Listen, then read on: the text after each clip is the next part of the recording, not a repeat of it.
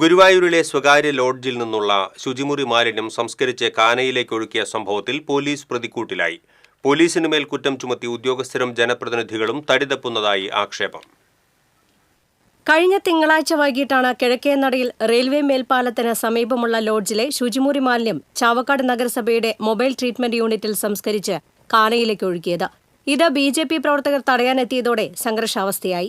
ഇതോടെയാണ് പോലീസ് വിഷയത്തിലിടപെട്ടത്. ഗുരുവായൂർ നഗരസഭയിലെ ആരോഗ്യ വിഭാഗ ഉദ്യോഗസ്ഥരുടെ നിർദ്ദേശപ്രകാരം പോലീസ് വാഹനം കസ്റ്റഡിയിലെടുത്തു.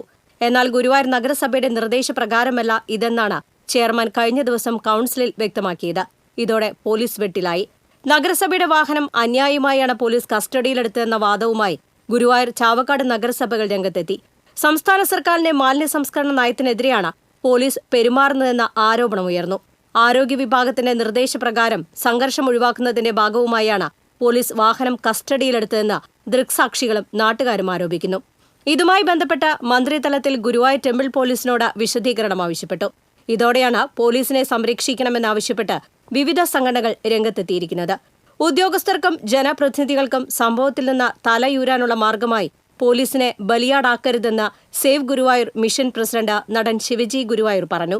ഇത്തരം ഒരു ഗുരുവായൂരിനെ മാലിന്യത്തിലേക്ക് കൊണ്ടുവരുന്ന ഒരു പ്രവർത്തനത്തിന് തടഞ്ഞു എന്നുള്ളതാണ് നമ്മുടെ ബഹുമാനപ്പെട്ട അജയ് സാറിന്റെ നേതൃത്വത്തിൽ ഒരു പോലീസ് ഉദ്യോഗസ്ഥൻ എന്നുള്ള നിലയ്ക്ക് നടത്തിയിരിക്കുന്നത്. അതിന്റെ പേരിൽ അദ്ദേഹത്തിന് ഒരു ഷോക്കോസ് നോട്ടീസ് അയക്കുന്ന രീതിയിലുള്ള ഒരു പരാതി മന്ത്രിതലത്തിലേക്കൊക്കെ പോകുന്നു എന്ന് പറയുമ്പോൾ അദ്ദേഹത്തിന് നേരെ നടപടിയെടുക്കുന്നു എന്നാണ് സൂചന. സംസ്കരണ യൂണിറ്റിൽ നിന്നുള്ള വെള്ളം ശുദ്ധമാണെന്ന നിലപാടാണ് ഗുരുവായൂർ ചാവക്കാട് നഗരസഭകൾ പറയുന്നത്. ഇത് കാനയിലേക്ക് ഒഴുക്കുന്നത് തടസ്സപ്പെടുത്തുന്നവർക്കെതിരെ നടപടിയെടുക്കുമെന്ന് ഗുരുവായൂർ നഗരസഭാ ചെയർമാൻ M. കൃഷ്ണദാസ് അറിയിച്ചു. ഇതോടെ BJPയുടെ പ്രതിഷേധത്തെ തുടർന്ന് നിർത്തിവെച്ച മാലിന്യ സംസ്കരണം പുനരാരംഭിച്ചു. പോലീസ് വിട്ടു നൽകിയ വാഹനമെത്തിയാണ് സംസ്കരണം നടത്തിയത്. എന്നാൽ ഇതേസമയം ശുചിമുറി മാലിന്യം കാനയിലേക്ക് ഒഴുക്കുന്നതുമായി ബന്ധപ്പെട്ട് ദേശീയ മനുഷ്യാവകാശ കമ്മീഷന് പരാതി നൽകാനുള്ള ഒരുക്കത്തിലാണ് BJP.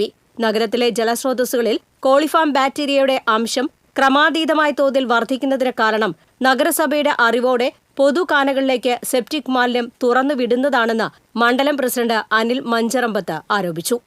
TCV news, Guruvayur.